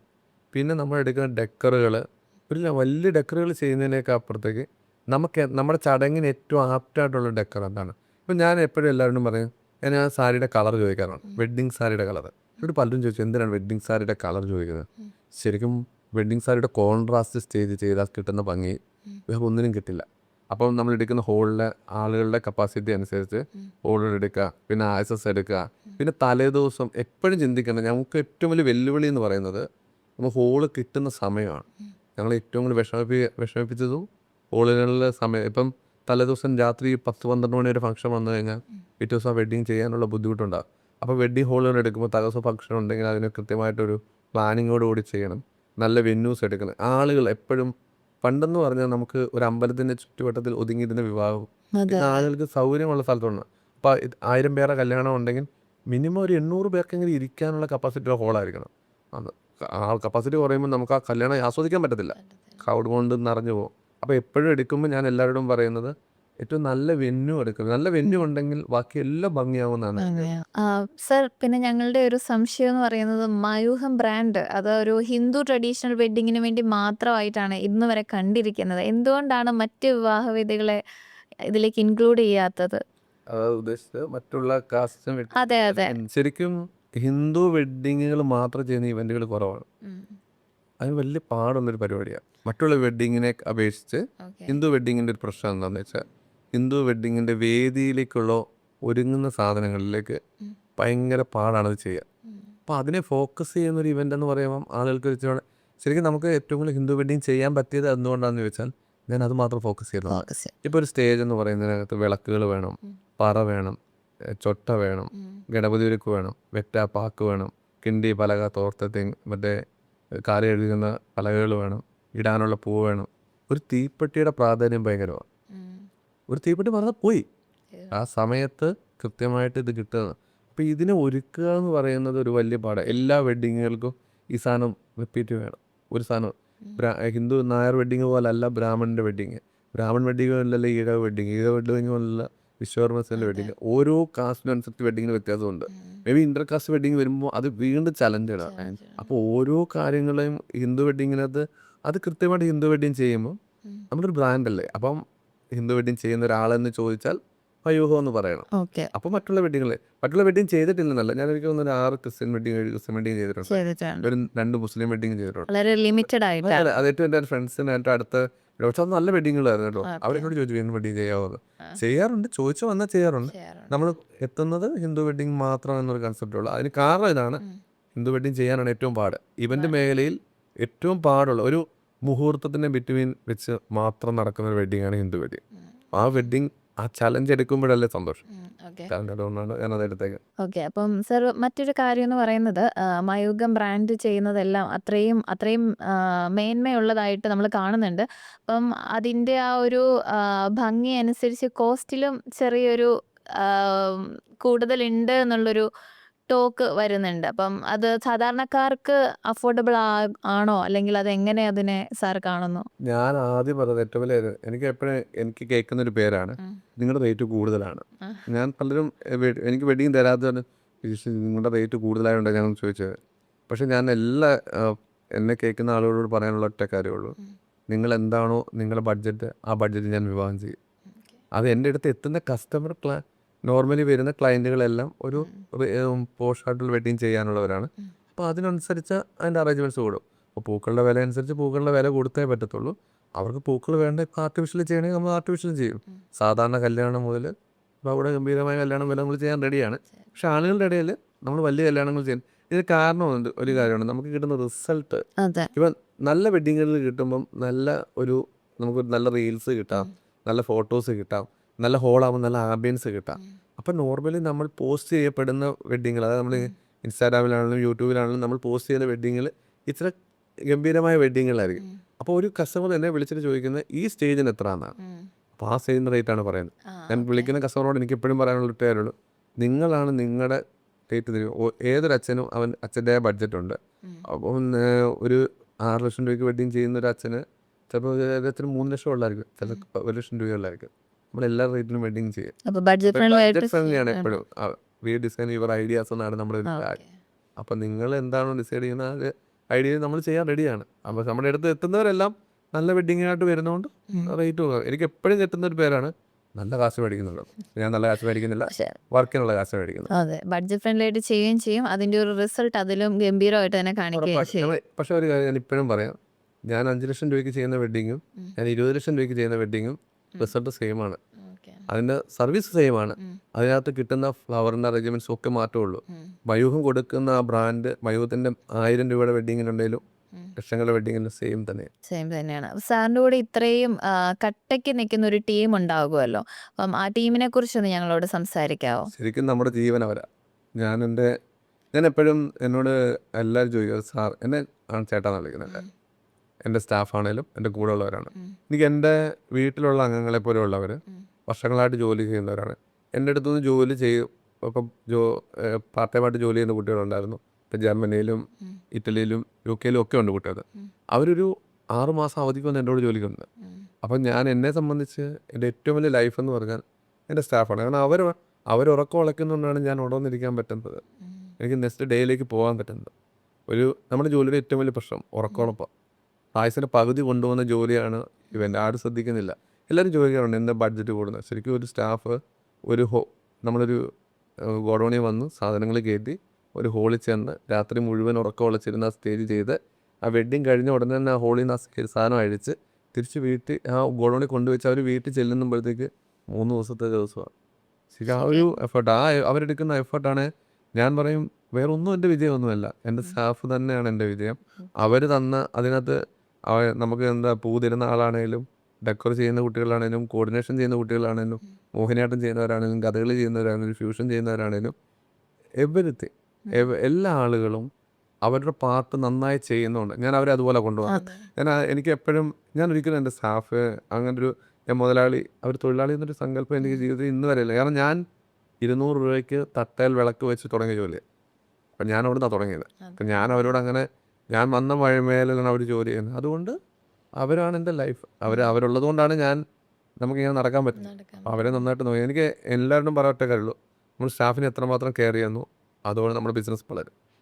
സ്റ്റാഫാണ് നമ്മുടെ ബിസിനസ്സിൽ ഏറ്റവും വലിയ മയൂഖത്തിന്റെ ഫ്യൂച്ചർ പ്ലാൻസ് എന്തൊക്കെയാണ്? അതുപോലെ തന്നെ കേരളത്തിൽ എല്ലായിടത്തും നിങ്ങളുടെ സർവീസ് ഉണ്ടെന്ന് അറിയാം. വെളിയിലോട്ട് അത് വ്യാപിപ്പിക്കുന്നുണ്ടോ? അത് ഇപ്പോഴത്തെ ആ ഒരു കണ്ടീഷൻ എങ്ങനെയാണ്? നോർമലി ഇപ്പോൾ കേരളത്തിൽ ഞാൻ ഒരിടത്ത് മാത്രമേ വെഡിങ് ചെയ്യാത്തത്, കാസർഗോഡാണ്. കാസർഗോഡ് വലിയ ആഗ്രഹം കാസർഗോഡ് പോയി വെഡിങ് ചെയ്യുക. അവിടെ ബാക്കി എല്ലാ ജില്ലയിലും ഞാൻ വെഡിങ് ചെയ്തു. ചെയ്തിട്ടുണ്ട്. കേരളത്തിന് പുറത്ത് തമിഴ്നാട്ടിൽ നമ്മൾ വെഡിങ് ചെയ്തിട്ടുണ്ട്, ബാംഗ്ലൂർ ചെയ്തിട്ടുണ്ട്. പുറത്തോട്ട് വെഡിങ്ങിൽ കൊണ്ടുപോകുമ്പോഴൊരു പ്രശ്നങ്ങളും ഉണ്ട്, ചെയ്യണമെന്ന് ആഗ്രഹമുണ്ട്. കാരണം പുറത്തെ വെഡിങ്ങിൽ ഇച്ചിരി ഭംഗിയാണ്. നമ്മുടെ ട്രഡീഷണൽ കൊണ്ടുപോകാൻ ഭയങ്കര ആഗ്രഹമുള്ളവരാണ് പുറത്തുള്ളത്. അവരിപ്പോൾ കല്യാണം നടത്താൻ കേരളത്തിലേക്കാണ് വരുന്നത്. അപ്പം നോർമലി പുറത്തോട്ട് കൊണ്ടുപോകാൻ ആഗ്രഹമുണ്ട്. തമിഴ്നാട്ടിൽ കുറച്ചും കൂടെ വെഡിങ് ഇച്ചിരി വിപുലമായിട്ട് ചെയ്യണമെന്നൊരു വലിയൊരു ആഗ്രഹമുണ്ട്. പിന്നെ അതുപോലെ തന്നെ ഈ വെഡിങ്ങുകളെ കുറിച്ച് ഒന്ന് ആളുകൾക്കൊരു ഇത് ചെയ്യാൻ വേണ്ടി എന്തെങ്കിലും ഒരു കോഴ്സ് പോലെ എന്തൊരു കൺസെപ്റ്റോ, എന്താണ് ഡെക്കറിൻ്റെ ഒരു ബാക്ക്ഗ്രൗണ്ട് എന്ന് ഹിന്ദു വെഡിങ്ങിൻ്റെ അങ്ങനെ ഒരു കൺസെപ്റ്റിനെ കുറിച്ച് ഇങ്ങനെ പ്ലാൻ ചെയ്യുന്നു. അത് ചിലപ്പം ഓൺലൈനായിട്ട് ചെയ്യണമെന്നോ എന്നൊക്കെ പ്ലാനുണ്ട്. കാരണം പലർക്കും അറിയില്ല വെഡിങ് ഒരു വെഡിങ് ഹിന്ദു വെഡിങ്ങിന് എന്തൊക്കെ വേണം, ചടങ്ങുകളുടെ ഭാഗം എന്തൊക്കെയാണ്, എന്തൊക്കെ കരുതാം, എങ്ങനെയൊക്കെ എന്തൊക്കെ ഫ്ലവേഴ്സ് യൂസ് ചെയ്യാം. അപ്പോൾ അതിനെക്കുറിച്ചൊരു ഇത് ചെയ്യുന്ന എന്തെങ്കിലും ഒരു സംഭവം തുടങ്ങണമെന്ന് ആഗ്രഹമുണ്ട്. പിന്നെ എൻ്റെ വലിയൊരു ആഗ്രഹം ഒരു നല്ലൊരു പ്രീമിയം ഫ്ലവർ ഷോപ്പ് തുടങ്ങാൻ പ്രശ്നങ്ങളൊന്നുമില്ല. പക്ഷെ അത് നമ്മൾ തന്നെ നോക്കുന്ന ഒരു പ്രീമിയം ഫ്ലവർ ഷോപ്പ്. കാരണം തുടക്കം അവിടെ നിന്നാണല്ലോ. അപ്പോൾ അതൊരു വലിയൊരു ആഗ്രഹമാണ്. നമുക്ക് ഇച്ചിരി ഭംഗിയുള്ള രീതിയിൽ ഒരു വെറൈറ്റി ആയിട്ടൊരു അറേഞ്ച്മെന്റ്സ് ചെയ്യുന്നൊരു ഫ്ലവർ ഷോപ്പ് എൻ്റെ വലിയൊരു ആഗ്രഹമാണ്. അപ്പോൾ ഈ ആഗ്രഹങ്ങൾക്കെല്ലാം ഒപ്പം കുടുംബവും കൂടെയുണ്ടോ? കുടുംബത്തെക്കുറിച്ച് ഒന്ന് പറയാവോ? എടുത്തു പറയേണ്ട അനിയനാണ്. ആള് ഫീൽഡ് വേറെ, ബാങ്ക് ഫീൽഡിലാണ് വർക്ക് ചെയ്യുന്നത്. പക്ഷേ പാർട്ട് ഓഫ് ഞാൻ എന്താണോ അതിൻ്റെ വേറൊരു ഭാഗമാണത്. നമ്മളിപ്പം ഒരു ദിവസം നമുക്ക് ചെയ്യാവുന്ന വെഡ്ഡിങ്ങുകളുടെ എണ്ണം 3 അപ്പം ഒരു വെഡ്ഡിങ് ഞാനാണെങ്കിൽ ഒരു വെഡ്ഡിങ് ഹോളിൽ അവനായിരിക്കും. അപ്പം നമ്മൾ എന്താണോ ചെയ്യുന്നത് നമ്മൾ ചെയ്യുന്ന അതിന് 10 മടങ്ങ് ഭംഗിയായിട്ട് അവൻ ചെയ്യുന്നുണ്ട്. പിന്നെ ഒരു കസിനൊരു പയ്യനുണ്ട്. ഞങ്ങൾ 3 പേരാണ് 3 സ്റ്റേജ് ചെയ്യുന്നത്. അനിയനാണ് ശരിക്കും നമുക്ക് എൻ്റെ നല്ലത് കണ്ടാലും എൻ്റെ ചീത്ത കണ്ടാലും ഏറ്റവും കൂടുതൽ നമ്മളെ വിമർശിക്കുന്ന ആളെൻ്റെ അനിയനായിരിക്കും. ഞാൻ ചെയ്യുന്ന വെഡ്ഡിങ്ങിനകത്ത് എന്തെങ്കിലും പോരായി ഉണ്ടെങ്കിൽ അവൻ പറയും, എടാ അത് ശരിയായില്ല, അവർ ചെയ്ത പിച്ചോടെ ഇതായിരുന്നു, നീ അത് നോക്ക്, നീ അത് നോക്ക്. എവിടെയെങ്കിലും എന്തെങ്കിലും കണ്ട ഓർഡർ പോയി എടുത്തുകൊണ്ട് വരും. നീ ഇന്നത് നോക്കിയത് നമ്മൾ നല്ലതായിരിക്കുന്നത്. പിന്നെ വീട്ടിൽ വൈഫാണ്. വൈഫ് ഒരു വലിയ ബാക്ക് സപ്പോർട്ടാണ്. പിന്നെ ഒരു മോളുണ്ട്, അവള് 4ാം ക്ലാസ്സിൽ പഠിക്കുന്നു. അനിയനും കുഞ്ഞുമുണ്ട്. അച്ഛനും അമ്മയില്ല, രണ്ടുപേരും മരിച്ചു. ഞങ്ങളൊരു നല്ല കാലം കണ്ടില്ലാത്തവരാണ്. അപ്പോൾ അവരിപ്പോൾ വെളിയിരുന്ന് കാണുന്നുണ്ട് എന്നുള്ള സന്തോഷമുണ്ട്. അപ്പോൾ ഈ നോർമലി നമ്മുടെ ഏറ്റവും വലിയ സപ്പോർട്ട് അനിയനാണ് കേട്ടോ. അനിയൻ ഇവൻറ്റിൻ്റെ ഒരു പാർട്ടാണ് ശരിക്കും. അവന് നമ്മൾ ചെയ്യുന്ന പോലെ തന്നെ ഇവൻറ്റിനെ നല്ലതായിട്ട് കൊണ്ടുപോകുന്നുണ്ട്. ഇപ്പോൾ പല കല്യാണങ്ങളും അവൻ തന്നെ ഡീൽ ചെയ്യും. ഞാൻ പോകേണ്ട ആവശ്യമൊന്നുമില്ല, അത് നന്നായിട്ട് ചെയ്യും. അവൻ്റെ ജോലിയുടെ കൂടെ തന്നെ വഴിപ്പൂരുമില്ലാത്ത ഒരു ഭാഗമാണ്. കാരണം വീട്ടിൽ നമുക്കൊരു സപ്പോർട്ട് ഉണ്ടെങ്കിൽ നമുക്ക് മുന്നോട്ട് പോകാൻ പറ്റത്തുള്ളൂ. അപ്പോൾ നമ്മളെ വീട്ടിലെല്ലാം മോടെ കാര്യങ്ങൾ നോക്കുന്നതല്ല. പക്ഷെ ഇതെല്ലാം അവിടെ നന്നായിട്ട് നല്ലതാണ്. ഓക്കെ. അതുപോലെ ഇപ്പം ഡെസ്റ്റിനേഷൻ വെഡ്ഡിങ്ങിൻ്റെ ഒക്കെ ഒരു കാലമാണല്ലോ. അപ്പം നിങ്ങൾ അതൊക്കെ ഒത്തിരി ചെയ്തിട്ടുണ്ടല്ലോ. ഡെസ്റ്റിനേഷൻ വെഡ്ഡിങ്ങുകൾ നമ്മൾ ഒരുപാട് ചെയ്തിട്ടുണ്ട്. ഡെസ്റ്റിനേഷൻ വെഡ്ഡിങ്ങിൽ ശരിക്കും കേരളത്തിൽ ഡെസ്റ്റിനേഷൻ വെഡ്ഡിങ്ങിൻ്റെ ഒരു ഹബ്ബായി മാറി. അതെ. ഇപ്പോൾ കുമരകമായാലും തിരുവനന്തപുരത്താണേലും ആലപ്പുഴയിലാണേലും കൊച്ചിയിലാണേലും ഒരുപാട് വെഡ്ഡിങ്ങുകൾ വരുന്നുണ്ട്. പുറത്തുള്ള ആളുകൾ അവിടെ വിവാഹം ഇവിടെ ശരിക്കും ആ വെഡ്ഡിങ്ങുകൾക്കൊരു ഭംഗിയുണ്ടെന്ന് പറയാം. ഇത്തിരി കോവിഡ് ആയിരിക്കും ഈ ഡെസ്റ്റിനേഷൻ വെഡ്ഡിങ്ങിൻ്റെ ഒരു സ്റ്റാർട്ടിങ് എന്ന് പറയാം. മിനിമം ആളുകൾ അവരുടെ ഫംഗ്ഷൻ എൻജോയ് ചെയ്യാൻ പറ്റുന്ന ഏറ്റവും കോസ്റ്റ്ലി വെഡ്ഡിങ് ആണ് ഡെസ്റ്റിനേഷൻ വെഡ്ഡിങ്. നമ്മളൊരു ഓപ്പൺ എയറിൽ കാലാവസ്ഥ ഒരു വലിയ പ്രശ്നമാണ്. കേരളത്തെ കാലാവസ്ഥ പ്രവചിക്കാൻ പറ്റാത്തതുകൊണ്ട് ഡെസ്റ്റിനേഷൻ വെഡ്ഡിങ് പലപ്പോഴും നമുക്ക് ഒരു ഇതൊക്കെ ഉണ്ടാകാറുണ്ട്. പക്ഷേ ഡെസ്റ്റിനേഷൻ വെഡ്ഡിങ്ങുകൾ ഇപ്പം ഇനി ട്രെൻഡിങ് ആകാൻ പോകുന്ന ഒരു വെഡ്ഡിങ് ഒരു ഡെസ്റ്റിനേഷൻ വെഡ്ഡിങ്. കാരണം ആളുകൾ എണ്ണം കുറച്ച് കൂടുതൽ മനോഹരമാക്കി മെമ്മറബിൾ ആക്കാനാണ് നോക്കുന്നത്. എനിക്ക് തോന്നുന്ന ആളുകൾ നോർമലി കുട്ടികൾക്കും ഒരുപാട് ക്രൗഡ് ഇല്ലാത്ത കല്യാണങ്ങളോടെ താല്പര്യം. ഓക്കെ. ഇപ്പം ഇതിന്റെ ഒരു വെല്ലുവിളികളൊക്കെ എങ്ങനെയായിരുന്നു ഡെസ്റ്റിനേഷൻ വെഡിങ്ങിലേക്കൊക്കെ വന്നപ്പോൾ ഉള്ളത്? ഏറ്റവും വലിയ വെല്ലുവിളി, ഞാൻ കുമരകത്തൊരു വെഡ്ഡിങ് ചെയ്യാൻ പോയപ്പോഴത്തേക്ക് വണ്ടി ചെല്ലത്തില്ല. ഡെസ്റ്റിനേഷനിൽ ഞാൻ എപ്പോഴും എല്ലാവരും പറഞ്ഞു നമുക്ക് വാഹനങ്ങളോ ചെല്ലുന്നിടത്ത്. അപ്പം അവർ പറഞ്ഞ സംഭവത്തിലേക്ക് എത്തിക്കാൻ നമ്മൾ ആവുമ്പോൾ വെച്ചാൽ ഒരു ടൈം ലിമിറ്റേ ഉള്ളൂ നമുക്ക്. ഞാൻ എപ്പോഴും പറയും ഹിന്ദു വെഡിങ്ങിൻ്റെ ഏറ്റവും വലിയ ഒരു പ്രശ്നം എന്ന് പറഞ്ഞാൽ മുഹൂർത്തമാണ്. ഇപ്പോൾ രാവിലെ ഒരു 10 മണി തൊട്ട് തുടങ്ങുന്ന സ്ഥലമാണെങ്കിൽ നമ്മളൊരു 7 മണിയാകുമ്പോൾ സ്റ്റേജ് തീരണം. അപ്പോൾ അങ്ങോട്ട് എത്താനുള്ള ഒരു പാടുപെട്ടു. നോർമലി ഈ ഡെസ്റ്റിനേഷൻ വെഡിങ് അല്ലാത്തൊരു വെഡിങ് എൻ്റെ ജീവിതത്തിൽ ഞാൻ ഒരിക്കലും മറക്കാത്തൊരു വെഡിങ്ങാണ്. ഞാൻ നിങ്ങൾക്കെല്ലാം അറിയാൻ തോന്നുന്നു, ശബരിമല തന്ത്രി, ഇപ്പോഴത്തെ തന്ത്രിയുടെ മകൻ ബ്രഹ്മദേവ, അതായത് ഇപ്പോഴത്തെ തന്ത്രിയാണ്, ആളുടെ വിവാഹം ഒരു ചങ്ങനാശ്ശേരി തിരുവല്ലയിലുള്ളൊരു കൺവെൻഷൻ സെൻ്ററിലായിരുന്നു. ഓക്കെ, സാറായിരുന്നു അത് ചെയ്തത് അല്ലേ? വെഡിങ് ലൈഫിൽ ഏറ്റവും ആള് പങ്കെടുത്ത വെഡിങ്ങാണ്. അപ്പം ആ വെഡിങ്ങിൻ്റെ എനിക്ക് ഹോള് കിട്ടുന്ന രാത്രി 1:30. കല്യാണത്തിന് അവരുടെ ചടങ്ങ് തുടങ്ങുന്നത് രാവിലെ 7 മണിക്ക്. അപ്പം ശരിക്കും ആ ഹോളുകാർ നമ്മളെ ഭയങ്കരമായിട്ട് നമുക്ക് 12 മണിക്കൊക്കെ തരാമെന്നൊക്കെ പറഞ്ഞിട്ട് 1:30 ആയി ഹോളിൽ നിന്ന് അടിച്ചു മാറി നമ്മളിൽ ഓർഡറൊക്കെ ചെയ്ത് തുടങ്ങുമ്പോൾ 2 മണിയായി. പക്ഷെ നമ്മൾ ആ വെഡിങ് നമുക്ക് ഈ പുറത്ത് വയ്ക്കുന്ന ആളുകൾക്ക് അറിയില്ല കിട്ടിയെന്നോ എങ്ങനെ കിട്ടിയെന്നോ. അവർക്ക് ആ വെഡിങ് അവരുടെ ചടങ്ങ് തുടങ്ങുമ്പോൾ ക്ലിയർ ആയിരിക്കണം. പക്ഷെ നമുക്ക് ഈശ്വരൻ ഉള്ളതുകൊണ്ട് ഞാൻ എപ്പോഴും പറയുന്നൊരു കാര്യമുണ്ട്, ഈശ്വരൻ എന്ന് പറയുന്ന ആ സങ്കല്പം എൻ്റെ ഉള്ളിൽ കൂടെ ഉള്ളത് കൊണ്ടാകാം കറക്റ്റ് സമയത്ത് എനിക്കത് ചെയ്യാൻ പറ്റും. 4500 വേറെ വെഡിങ് ആയിരുന്നു. അപ്പം മേ ബി ഒരു വലിയ വെഡിങ് ആയിരുന്നു. എനിക്ക് തോന്നുന്നു എൻ്റെ ഏറ്റവും കൂടുതൽ പേര് കണ്ട വീഡിയോസാണ് 9 മില്യൺസ് വ്യൂ ഉള്ളൊരു വീഡിയോ യൂട്യൂബിലുണ്ട്. അപ്പോൾ നോർമലി അത്രയും വലിയൊരു വെഡിങ് ആയിരുന്നു, ഭയങ്കര ഭംഗിയുള്ള വെഡിങ് ആയിരുന്നു, എനിക്ക് എൻജോയ് ചെയ്യാൻ പറ്റിയ വെഡിങ് ആയിരുന്നു. അപ്പോൾ അത്രയും ഡിലേ ആയിട്ട് കിട്ടിയതിൻ്റെ സങ്കടമെല്ലാം അതിൻ്റെ സക്സസ് ആയി പോയെങ്കിലും ആ എടുത്ത ടെൻഷൻ ഭയങ്കരമായിരുന്നു. കാരണം 1:30 തൊട്ട് ആ 7 മണിക്കുള്ളിൽ അത്രയും വലിയ ഒരു ശരിക്കും ഒരു 60-70 അടിയുള്ള സ്റ്റേജാണ്. ആ സ്റ്റേജ് ഡെക്കറേറ്റ് ചെയ്യണം, എൻട്രൻസ് ചെയ്യണം, ഇത്ര ആളുകൾക്കുള്ള ചെയർസ് അറേഞ്ച് ചെയ്യണം, അവർക്കുള്ള അക്കോമഡേഷൻ ചെയ്യണം, ഈ വരുന്ന ആളുകളെല്ലാം ഡീൽ ചെയ്യണം. ഇത്ര ആളുകൾ വരുമ്പോൾ ഭക്ഷണം കഴിക്കണം. രാവിലെ 7 മണിക്ക് തുടങ്ങിയ ഭക്ഷണം 3 മണി വരെ നിന്നു. ഇത്ര സമയം ആളുകൾ കൃത്യമായിട്ട് ഭക്ഷണം കൊടുക്കണം. ഇതെല്ലാം നമ്മൾ ഈ വർഷച്ചെലവിൽ തന്നെ നിന്ന് വേണം ചെയ്യാൻ. ഇതിനകത്തൊരു മൈനസ് ഉണ്ടായാൽ എത്ര മണിക്ക് കിട്ടിയെന്നല്ല, ആരാ ചെയ്തതെന്നാണ്. അപ്പോൾ അതൊരു വലിയൊരു വെല്ലുവിളിയാണ്, ഞാൻ മറക്കില്ല. അതെ, അപ്പോൾ ഒരു വലിയൊരു ഹാർഡ് വർക്ക് തന്നെ ഇതിന് പുറകിലുണ്ട്. ഒരു സിനിമയൊക്കെ എടുക്കുക, നമ്മൾ പറയുന്ന പോലെ ഫ്രണ്ടിൽ ഇരുന്ന് കാണുന്ന പോലെയല്ല, അതിൻ്റെ ബാക്കിൽ ഉള്ള ആ ഒരു എഫേർട്ട്. അതുപോലെ തന്നെയാണ് ഈ ഒരു ഇവന്റ് മാനേജ്മെന്റ് അല്ലെ, ഓരോ വെഡിങ്ങിന്റെ പുറകിൽ നിങ്ങൾ ഇടുന്ന എഫേർട്ട് എന്ന് പറയുന്നത്. അതൊരു എന്താണെന്നറിയോ, ഞാൻ എപ്പോഴും പറഞ്ഞല്ലോ, ഒരു കുടുംബത്തിൻ്റെ ഏറ്റവും വലിയ സ്വപ്നമാണ് വിവാഹം. അപ്പോൾ അത് എത്തുക എന്ന് പറയുന്നതിലേക്ക് നമുക്ക് ഒരുപാട് പേരെ കണക്റ്റിംഗ് ആണ്. കൃത്യമായി പൂ വരണം, കൃത്യമായി ആള് വരണം, ഹോള് കിട്ടണം, ഓരോ പാർട്ട് നമ്മൾ കൃത്യമായിട്ട് ചെയ്യും. അപ്പം ഇങ്ങനെയുള്ള ഒരു കേസിൽ എപ്പോഴെങ്കിലും ഒരു കസ്റ്റമേഴ്സുമായിട്ട് എന്തെങ്കിലും ഒരു പ്രശ്നം ഉണ്ടാവുക, അല്ലെങ്കിൽ ഒരു ഫ്ലോപ്പ് ആവേണ്ട വന്ന ഒരു സിറ്റുവേഷൻ ഉണ്ടായിട്ടുണ്ടോ? ഒരു കാര്യം ഉണ്ടായില്ല. പക്ഷെ ഞാൻ ഈ ഫീൽഡിലൊരു കാര്യം പറയട്ടെ, ഒരു വെഡിങ് ഫ്ലോപ്പ് ആയാൽ നമ്മുടെ ഇവന്റ് തീർന്നതാണ്. അതുകൊണ്ടാണ് നമ്മൾ ആദ്യം ചെയ്യുന്ന വെഡിങ്ങിൻ്റെ അതേ എഫേർട്ട് തന്നെ ഇപ്പം ചെയ്യുന്ന വെഡിങ് ചെയ്യേണ്ടത്. കാരണം എവിടെ വെഡിങ് നിങ്ങൾക്ക് ഫ്ലോപ്പായി പോകുന്നു അവിടെ നമുക്ക് അത് ഇതായിപ്പോൾ നമ്മൾ കൊടുത്തില്ലെങ്കിൽ, ആ റിസൾട്ട് കൊടുത്തില്ലെങ്കിൽ തീർന്നു. ഇന്നത്തെ കാലത്ത് ഒട്ടും പറ്റില്ല. പണ്ടൊക്കെയാണ് പിന്നെയും പറയാതെ, ഇന്ന് സോഷ്യൽ മീഡിയ ഭയങ്കരമാണ്, എഴുതി കൊല്ലും. ഇത്രയും കഷ്ടപ്പാടിൻ്റെ ഒരു റിസൾട്ട് നിങ്ങളുടെ ഓരോ ഗൂഗിൾ റിവ്യൂവിലും നമുക്ക് കാണാൻ സാധിക്കുന്നുണ്ട്. ഓരോ കസ്റ്റമറും അത്രയും ഹേർട്ട് ടച്ചിങ് ആയിട്ടാണ് ഓരോ റിവ്യൂസും അവിടെ എഴുതിയിടുന്നത്. അത് ഇത്രയും വലിയൊരു കഷ്ടപ്പാടിൽ നിന്നാണെന്നുള്ളതാണ്. മെയിനായിട്ടുള്ള കാരണം എന്താണെന്നറിയുമോ, നമ്മൾ ആ ഫാമിലിയുടെ ഭാഗമാകുമ്പോൾ. അതെ, നോർമലി ഞാൻ എപ്പോഴും ചിന്തിക്കാറുണ്ട്, നമ്മൾ അവർ പേയ്മെൻറ്റ് തന്ന് അവരുടെ വെഡ്ഡിങ് ചെയ്തു, പിന്നെ എന്തിനാ അവർ എഴുതണം, ഞാൻ ചിന്തിക്കാറുണ്ട് പലപ്പോഴും. അപ്പോൾ നമ്മൾ അവർ ചെയ്ത റിസൾട്ടിന് അപ്പുറത്തേക്ക് നമ്മൾക്ക് അവിടെ ചെയ്യാൻ പറ്റുന്നതുകൊണ്ടാണ് അവരത് എഴുതുന്നത്. പലരും ചേട്ടാന്നാണ് വിളിക്കുന്നത്.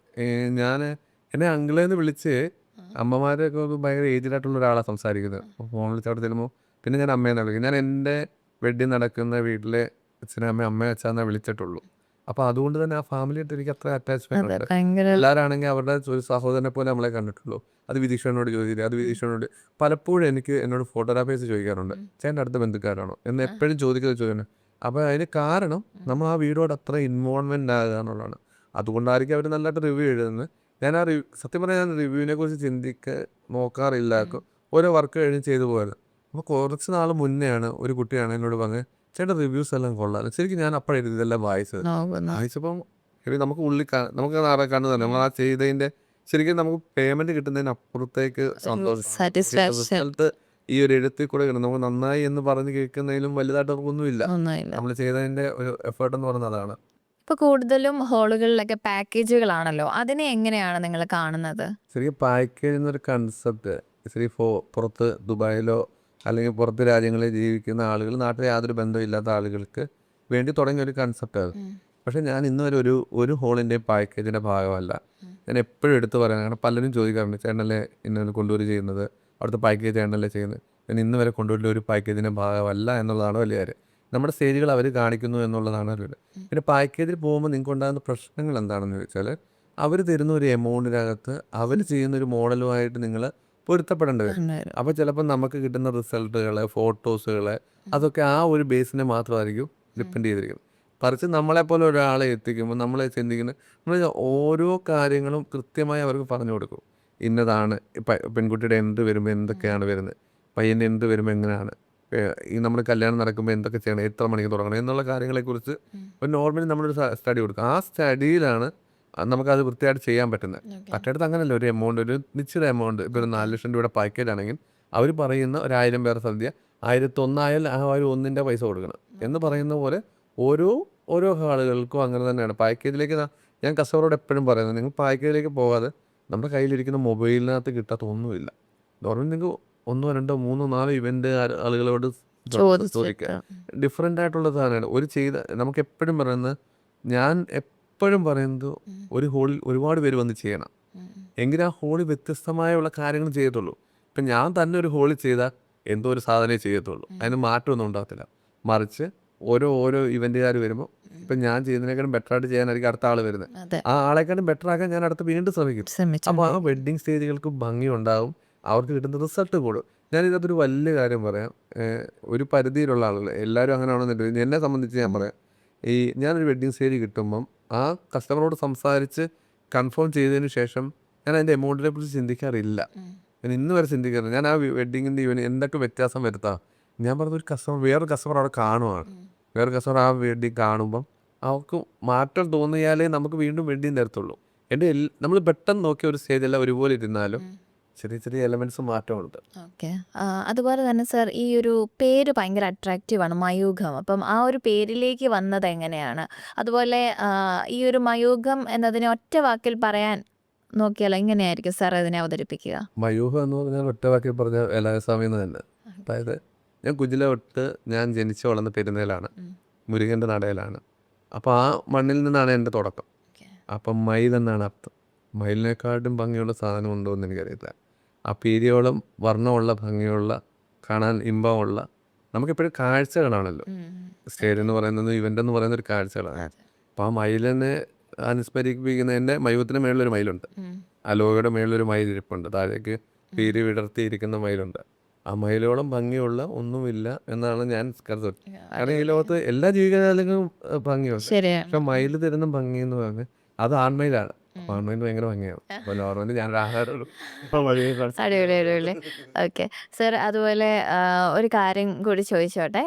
സാർ ഇത്രയും സക്സസ്ഫുൾ ആയിട്ട് നിൽക്കുന്ന ഒരു വ്യക്തിയാണല്ലോ. അപ്പം ഇപ്പോൾ പുതിയതായിട്ട് ഈ ഒരു ഇവന്റ് മാനേജ്മെന്റിലേക്ക് വരുന്ന, അല്ലെങ്കിൽ തുടക്കം കുറിക്കുന്ന ഒരുപാട് ആൾക്കാരുണ്ട്, ഒരുപാട് പ്രതീക്ഷയോടെ. അവർക്ക് കൊടുക്കാൻ പറ്റിയൊരു മെസ്സേജ് അല്ലെ ടിപ്സ് എന്താണ് എന്നൊന്ന് പറയാമോ? ഒറ്റ വാക്കി പറഞ്ഞാൽ ലാഭത്തിന് വേണ്ടി പണി ചെയ്യില്ല. പിന്നെ ഞാൻ പറഞ്ഞില്ലേ, ഈ ജോലി അതിനോട് ഇഷ്ടം തോന്നി വരിക, എപ്പോഴും മാറ്റങ്ങൾ കൊണ്ടുവരാൻ നോക്കുക. ഒരാൾ ചെയ്തത് തന്നെ കടമെടുക്കാൻ ശ്രമിക്കും. ഒരാൾ ചെയ്തത് ചെയ്യാൻ പോയാലുള്ള പ്രശ്നം, നമ്മൾ പിന്നെ നമ്മുടേതായിട്ടൊന്നുമില്ല. എപ്പോഴും ക്രിയേറ്റീവ് ആകണം. നമ്മൾ പുതിയ ചിന്തകൾ കൊണ്ടുവരണം. നമ്മളെപ്പോഴും ചിന്തിക്കേണ്ടത് 3 കാര്യങ്ങളാണ്. ഒന്ന്, നമ്മൾ കസ്റ്റമറിന് കൊടുക്കുന്ന റിസൾട്ട് നല്ലതാണെങ്കിൽ പിന്നീട് ആ കസ്റ്റമറായിരിക്കും നമുക്ക് അടുത്ത കസ്റ്റമറെ തരും. 2, നമ്മൾ ആ ജോലി കിട്ടുന്ന ലാഭം മാത്രം പ്രതീക്ഷിച്ച് ചെയ്താൽ നമുക്ക് അതിന് റിസൾട്ട് കൊടുക്കാൻ പറ്റും. 3, നമ്മൾ ആ ജോലി ഏറ്റവും അടുത്ത് ഇഷ്ടപ്പെടണം.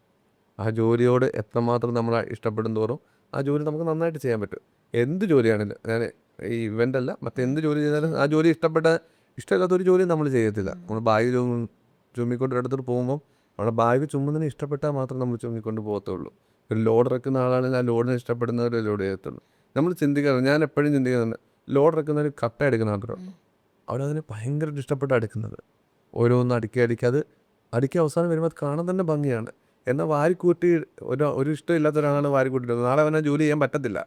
ആ ജോലി ഇഷ്ടപ്പെടുന്ന ഒരാൾക്ക് ആ ജോലി ചെയ്യാൻ പറ്റില്ല. എപ്പോഴും ക്രിയേറ്റീവ് ആയിരിക്കണം എന്നുള്ളതാണ്. പിന്നെ ഞാൻ പറയുന്നത്, നമ്മളെ ഒരാളെ ഏൽപ്പിക്കുമ്പം ഏറ്റവും കൂടുതൽ ചിന്തിക്കേണ്ടത് അവരുടെ ലൈഫിൽ ഏറ്റവും വലിയ സക്സസ്സിന് വേണ്ടി തന്നെ. അപ്പോൾ നമ്മളത് കൊടുക്കാൻ തയ്യാറായിരിക്കണം. അതിന് ഒരിക്കലും നമ്മുടെ ലാഭം ചിന്തിച്ചാൽ പോയി. ഞാനെപ്പോഴും ലാഭം വേണം എന്ന് വെച്ചാൽ നമ്മൾ ജോലി ചെയ്യുന്ന ലാഭത്തിന് വേണ്ട, ലാഭം മാത്രം ചിന്തിക്കാതെ നമ്മൾ അതിനോട് ഇഷ്ടത്തോടെ ആ ജോലി നോക്കിയാൽ നല്ലതാണ്.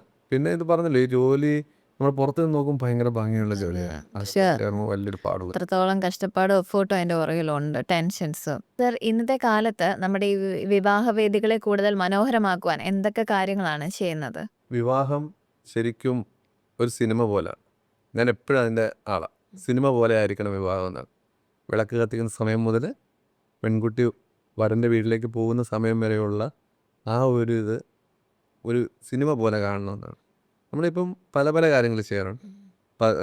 വരൻ്റെ എൻട്രിക്ക് പഞ്ചവാദ്യം ചെയ്യാറുണ്ട്, തകിലും നാദസ്വരം ചെയ്യാറുണ്ട്, താലം അറേഞ്ച് ചെയ്യാറുണ്ട്. പെൺകുട്ടിയുടെ എൻട്രിക്ക് മോഹിനിയാട്ടം ചെയ്യാറുണ്ട്, കഥകളി ചെയ്യാറുണ്ട്, വഞ്ചിപ്പാട്ട് ചെയ്യുന്നവരുണ്ട്. അപ്പോൾ പിന്നെ ചേസ് കവർ ചെയ്യുന്നവരുണ്ട്, ഫ്ലവേഴ്സിൻ്റെ അറേഞ്ച്മെൻറ്റ്സ് ചെയ്യുന്നുണ്ട്, പെറ്റൽസിൻ്റെ നടന്നു വരുന്ന വഴികൾ മുഴുവൻ പെറ്റൽസ് ചെയ്യുന്നുണ്ട്. ഭംഗിയാക്കാൻ എന്തൊക്കെ ചെയ്യാമോ അതെല്ലാം ചെയ്യുന്നുണ്ട്. വിവാഹം ശരിക്കും ഒരു വലിയൊരു ഡ്രീമാണ്. ഒരു സിനിമ, ഞാൻ എപ്പോഴും പറയും, ഒരു സിനിമ പോലെ കണ്ടാൽ വിവാഹം തന്നെ. സമയം ഒരു വലിയ പ്രശ്നമാണ്. ഞാൻ എപ്പോഴും അച്ഛനമ്മമാരോട് പറയുന്ന കുറേ കാര്യങ്ങളുണ്ട്. ഒന്ന്, വിവാഹം നമ്മൾ എപ്പം വിളക്ക് കത്തിക്കണമെന്നും, എപ്പോൾ വരനെ സ്വീകരിക്കണമെന്നും, എപ്പോൾ വധു വരണമെന്നും, ചടങ്ങ് എത്ര മണിക്ക് തീരണമെന്നും, അടുത്ത സാരി മാറാൻ എപ്പം പോകണമെന്നും, ഭക്ഷണം കഴിക്കാൻ എപ്പം പോകണമെന്നും, വധു വീട്ടിലേക്ക് ഇറങ്ങേണ്ട സമയം എപ്പോഴാണെന്നും ഒരു കൃത്യമായൊരു ടൈം നമ്മൾ ഷെഡ്യൂൾ ചെയ്ത്, അങ്ങനെ എൻ്റെ വെഡിങ്ങിൽ ഏറ്റവും കൂടുതൽ ശ്രദ്ധിക്കുന്ന കാര്യം അതാണ്. ആ ചെയ്താൽ ഒരിക്കലും ഒരു നമ്മൾ ഓടിപ്പിടിച്ച് കല്യാണം കാണണ്ട. കല്യാണം ഇങ്ങനെ ഒഴുകി നടക്കും. വരൻ പോകുന്ന കാണാൻ ഭംഗിയായിരിക്കും, വധു പോകുന്ന കാണാൻ ഭംഗിയായിരിക്കും, വിവാഹം കാണാൻ ഭംഗിയായിരിക്കും. അവിടെ ഒരു പ്രശ്നങ്ങളൊന്നുമില്ല. പിന്നെ കോർഡിനേഷൻ എന്ന് പറയുന്നത്, ഞാൻ വേദികളിൽ ഏറ്റവും കൂടുതൽ ശ്രദ്ധിക്കേണ്ട ഒരു കാര്യം കോർഡിനേഷനാണ്. അതായത് സ്റ്റേജ്, നമ്മളെപ്പോഴും ചോദിക്കുക ഹോസ്റ്റിംഗ് കുട്ടികൾ എന്തിനാണ് വെഡ്ഡിങ് സ്റ്റേജിലെന്ന്. അതൊരു ചോദ്യമാണ്. എപ്പോഴും ഹോസ്റ്റിംഗ് കുട്ടികൾ എന്തിനാണ് വെഡ്ഡിങ് സ്റ്റേജ്? ശരിക്കും എല്ലാവരും എടുക്കുന്ന താരം എടുക്കാൻ വേണ്ടി മാത്രമാണ്. അവരെടുക്കുന്നൊരു എഫേർട്ട് ഭയങ്കരമാണ്. അവർ ഫോട്ടോ സെഷൻ, നമ്മുടെ ആളുകൾക്ക് ഇന്നും എല്ലാവരും ധൃതിയുള്ള ആളുകളാണ്, എപ്പം പോയി പെട്ടെന്ന് പോകാൻ. അപ്പം നമ്മൾ ഈ ഒരു സമയത്തിനകത്ത് നിന്ന് ഈ ഫോട്ടോ എടുക്കേണ്ടതുകൊണ്ട് ഇവരായിരിക്കും ഇത് കൃത്യമായിട്ട് കോർഡിനേറ്റ്. ഒരു സൈഡിൽ കൂടെ ആളുകളെ കയറ്റി ഫോട്ടോ എടുത്ത് മറ്റൊരു സൈഡിൽ കൂടി ഇറക്കി വന്ന് വിടുന്നത്. ഇപ്പോൾ മോഹിനിയാട്ടത്തിൻ്റെ എന്തിനാണ് മോഹിനിയാട്ടം ചെയ്യുന്നതെന്ന് പലരും ചോദിക്കാറുണ്ട്. എന്നെ മോഹിനിയാട്ടം ഇല്ലെന്ന് വിചാരിക്കും. വരനെ തവണ തകരുന്ന അവസരമായിട്ട് കൊണ്ടുപോയി വധു വരുമ്പോൾ ചിലപ്പോൾ ആരും അറിയത്തില്ല. അപ്പോൾ വധുവിൻ്റെ എൻട്രി കിച്ചനോടൊരു കളറാകാൻ വേണ്ടിയാണ് മോഹിനിയാട്ടം. ശരിക്കും ഒരു വിവാഹം നടക്കുമ്പോൾ എത്ര പേര് ഇതിന് പിന്നിൽ പ്രവർത്തിക്കുന്നുണ്ടറിയോ? ഏകദേശം 100-ലധികം ആളുകൾ ഒരു വിവാഹത്തിൻ്റെ ഭാഗമാകുന്നുണ്ട്. ഫോട്ടോ എടുക്കുന്ന ഫോട്ടോഗ്രാഫേഴ്സ്, സ്റ്റേജ് ചെയ്യുന്ന പണിക്കാർ, ആർട്ടിസ്റ്റുമാർ, അവിടെ സെക്യൂരിറ്റി ഗാർഡ് ചെയ്യുന്നവർ, ആ ഹോളിൻ്റെ സ്റ്റാഫുകളെ, സദ്യ വിളമ്പാൻ വരുന്ന വിളമ്പുകാരെ, സദ്യ ഉണ്ടാക്കുന്ന ആളുകളെ, ഏകദേശം 100-ലധികം ആളുകൾ ഒരു വിവാഹത്തിൻ്റെ. ശരിക്കും ഞാൻ പറയുന്നത് ഇതൊരു വലിയൊരു മഹത്തായ പ്രവർത്തനമാണ് ഒരു അച്ഛൻ ചെയ്യുന്നത് പെൺകുട്ടിയുടെ. ആ അച്ഛൻ കൊടുക്കുന്ന ഒരു എമൗണ്ട് കൊണ്ട് പലരിലേക്ക് ഇത് സ്പ്ലിറ്റായി പോവുകയാണ്. ഒരുപാട് കുടുംബങ്ങളുടെ ഒരു ദിവസത്തെ അന്നമാണ് ഒരു വിവാഹം. അതുതന്നെയാണ് എനിക്ക് പറയാനുള്ളത്. എപ്പോഴും ഒരു സിനിമ പോലെ വിവാഹം കാണണം, ഒരുപാട് പേരുടെ അന്നമാണ് വിവാഹം. Okay, thank you sir, thank you so much. Okay.